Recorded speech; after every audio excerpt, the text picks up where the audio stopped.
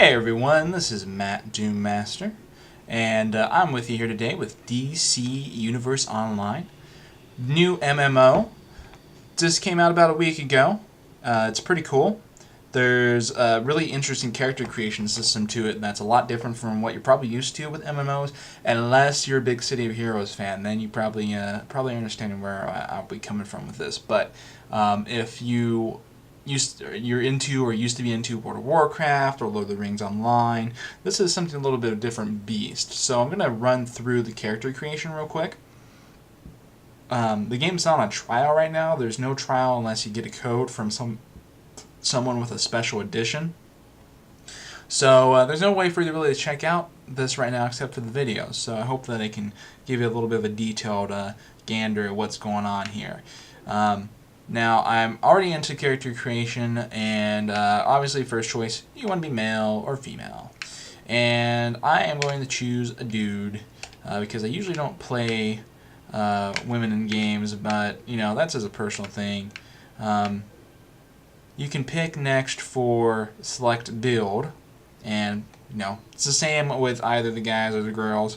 You can pick large, medium, or small, and there's no combat effect on this. This is just purely aesthetic. I think the small dude is a little bit, he looks sort of like a boy, but if you want to be a boy hero, go for it.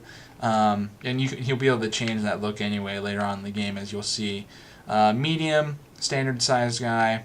Large is your huge hulking comic book hero or villain that's just all muscle. So these are just the basic templates. There's a lot more coming. I'm going to go ahead and pick. I think I'm going to pick a medium character for this guy I'm making. Now, you get here to either do custom or you can do inspired by.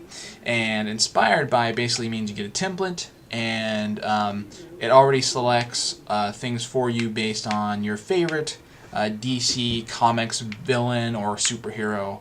You've got guys like The Flash, Deathstroke, Bane, Beast Boy. There's quite a few choices here, and whatever you pick, they will already have the major powers and roles and etc. already selected for you. So that's the easy way to get into the game, and of course, if you do this, there's going to be a lot of people that kind of look like you, so you might not want to do that.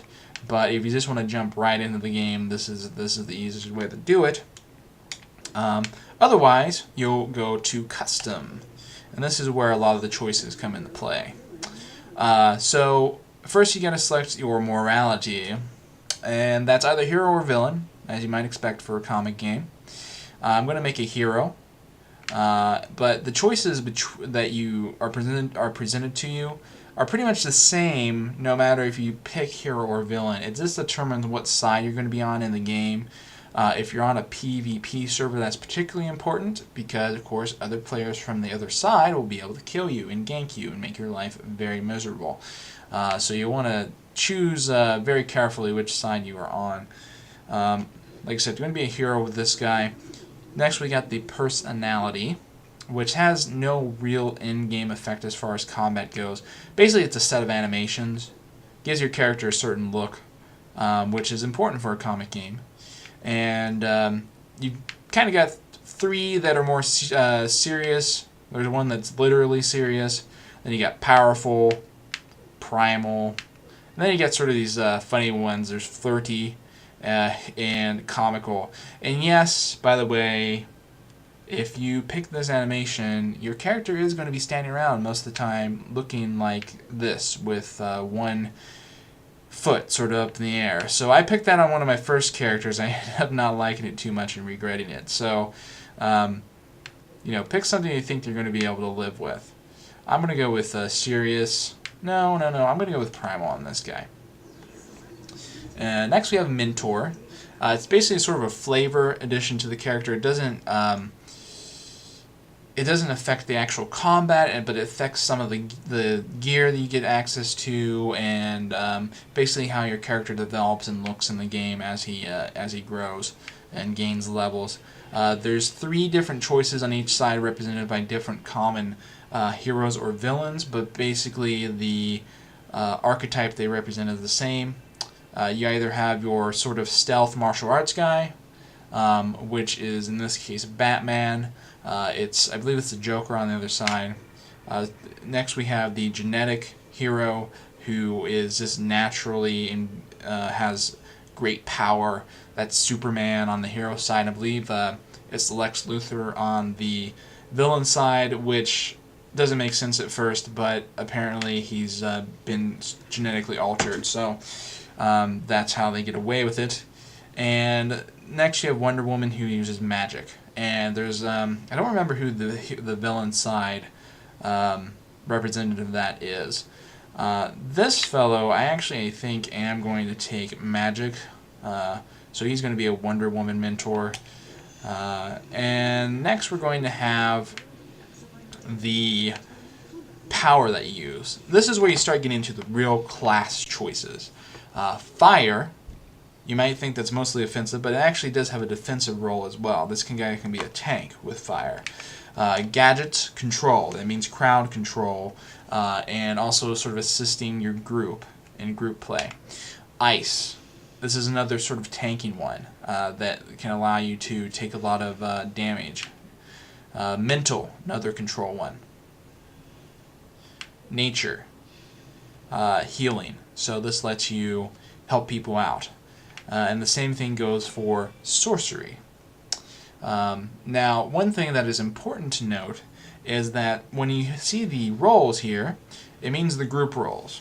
Anyone can be a damage dealer if they so choose. So if you think of this in the World of Warcraft sort of sense of am I DPS, am I tank, am I a healer, that sort of breaks down because everyone is designed to be able to DPS if they choose, or they can go into their role and do that. It's not a bad solution to a problem World of Warcraft has had recently, which is huge queue times for DPS classes because everyone wants to have that role. And it's not easy for characters in World of Warcraft to change roles, but in DC Universe Online, that's actually rather easy. At least you can switch between DPS and whatever role you choose here. I think I am going to actually go with sorcery for this guy. I'm going for a little bit of a mage, I think. So next we have movement, and this actually does literally have a pretty exactly the effect that it says right here.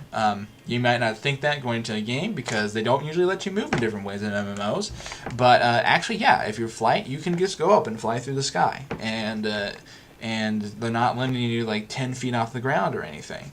Acrobatics, you can go climb up things, sure. Super speed, yes, you're extremely quick, you're like the Flash. And these powers actually develop through time. So as you level up, you'll get more flavor to them, extra abilities that let you move in different ways, in better ways. I'm going to pick flight for this fellow. Select weapon. Well, weapon basically determines whether or not, or it determines how you're going to do your damage in the game.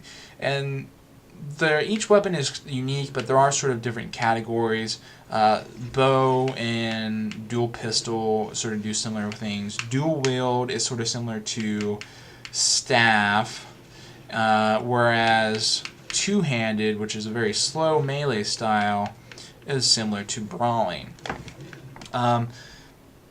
So there's a lot of choices here, and really too much to go really in depth here right now, but I think for this mage fellow, I think I'm going to go for a bow. I think that's going to fit what I'm trying to do for him. So now we've picked pretty much everything that's substantial on our character, and we need to just worry about what to look like. You know, heroes are pretty funky looking guys usually, so we need to make sure that our hero is up to snuff in that regard.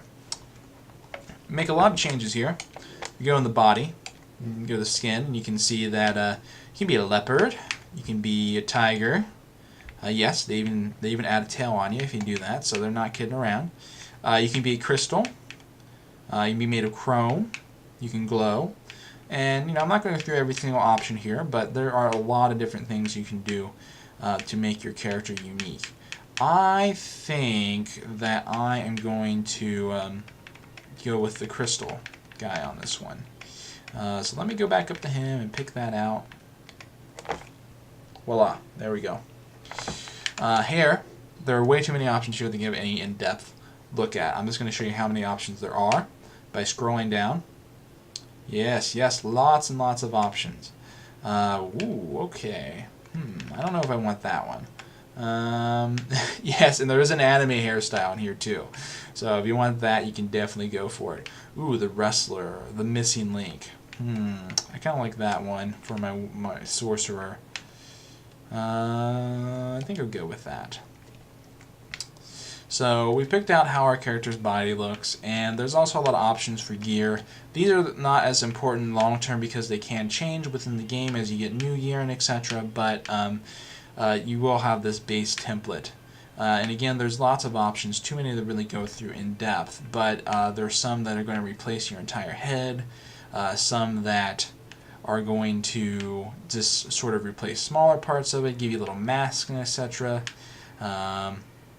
I think, well, since this guy's a mage, I think that we'll actually go with a hood on him. There's actually a runed hood somewhere in here, so I'm going to see if I can find that real quick. Yes, there we go. Yes, there we go. Runed hood. So, we're going to go to chest. And again, lots of different options you can pick from here. Here's a very magey thing, so I'm just going to pick that real quick. I'm going to go do the same thing for the legs. Like I said, I'm not going to go through every single option on here. I just want to give you sort of a quick sense of all the different things you can choose from. So, again, Mystic Energy. Okay, super. Mystic Energy. I'm going to give this guy some... there we go. This tall, classic boots. Very super boots. Very superhero-esque right there, I think. The only thing you might be wondering now is, gee, that color scheme is kind of not doing it for you. So, there is a solution to that. There's many solutions to that, actually. You can change your skin color. This guy's a crystal, so he can be pretty comfortable in any kind of color. You can make him anything from blue to red and etc. He was blue originally. I think I'm going to just pick a sort of a more greenish color for him. You can make him very bright or very dull. I think I'm going to back off on the color for this guy. Now he sort of has almost a Martian look to him. Going to gear, this is where you're going to make some pretty substantial changes because this is where you make your palette. And your palette sticks with your character no matter what kind of gear you have on them. So you can change different throughout different gear as you go through the game, but when you put it on, you're going to have this color scheme going on. So the base color scheme isn't really much to brag about. So I'm going to just switch it up a little bit here. Do green for that sort of primary color. What should we do for the secondary color? I actually think I might just do a simple black here. You back off on the brightness there. Yeah, see, there you go. So you can also really go up on the brightness hardcore. If you want to make red, yeah, that's not doing it for me. I'll go with this. And then finally you have one more option. This is sort of a detail color. It only barely shows up in some gear, but it shows up quite a bit in some others. As you can see here, it's sort of changing the glow that my character's armor has. So I like the sort of yellow there, so I'm going to go with that. And voila, we have a superhero. There's even more customizations you can do as far as face emblem gives you a little symbol on your chest. The back, I'll go into that. Actually, I'm still in color here, so let me back out a little bit more.